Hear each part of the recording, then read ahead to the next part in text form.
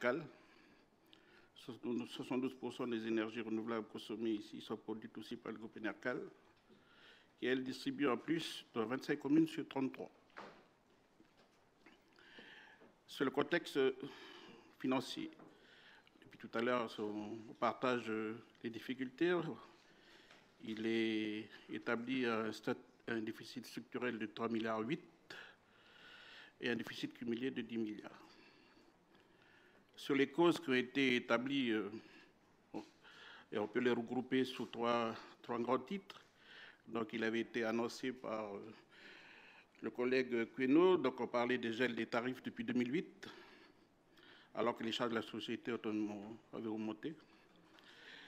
On parle aussi de l'application du STANC qu'on avait voté en 2016.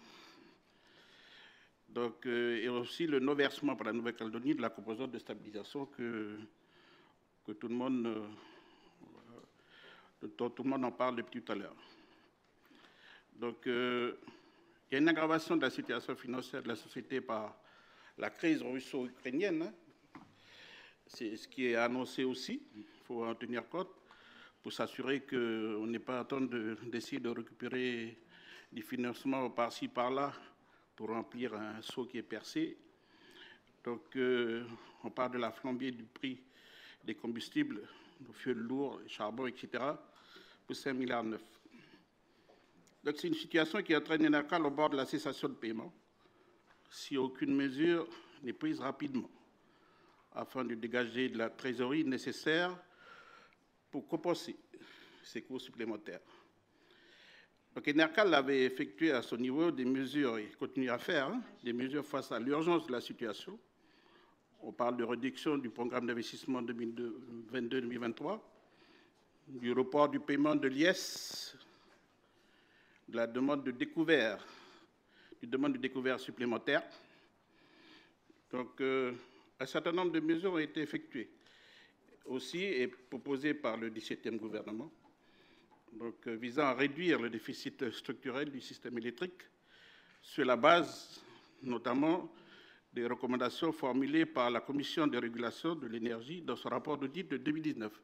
C'est ce que le membre du gouvernement nous rappelle depuis tout à l'heure. L'une des mesures est la création de nouveaux revenus pour les systèmes tarifaires et pour les gestionnaires de réseau. C'est l'objet même du présent projet de texte. Et le système électrique serait bénéficiaire d'environ 260 millions de francs par an. Les deux opérateurs ont été consultés lors de l'élaboration de ce projet de délibération qui fixe dans un premier temps un cadre général sur les nouvelles modalités de rémunération et dans un second temps un arrêté du gouvernement qui fixera certains paramètres comme les assiettes et les taux. Ainsi, ce projet de texte vise à intégrer les redevances compteurs et les pénalités comme source de revenus du système tarifaire et non plus les gestionnaires de réseau, pour le premier point.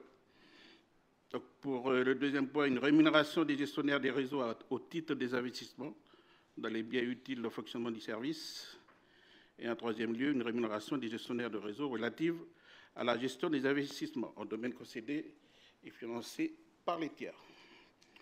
En conclusion, ce projet de délibération s'inscrit dans le plan.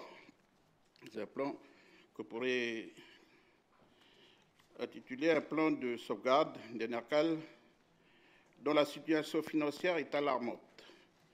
Donc, il est nécessaire d'intervenir afin de préserver cet outil pays dont on parlait tout à l'heure et qui participe au développement de la Nouvelle-Calédonie et qui emploie environ 440 personnes. Donc, c'est en ce sens que le groupe UC Francès et nationaliste soutiendra toutes les démarches engagées par le publicité gouvernement pour pouvoir préserver cet outil pays. Et on votera donc cette délibération en attendant ceux qui viendront après, celles qui viendront après, dans le même sens. Voilà, Madame la Présidente, pour notre déclaration. Merci.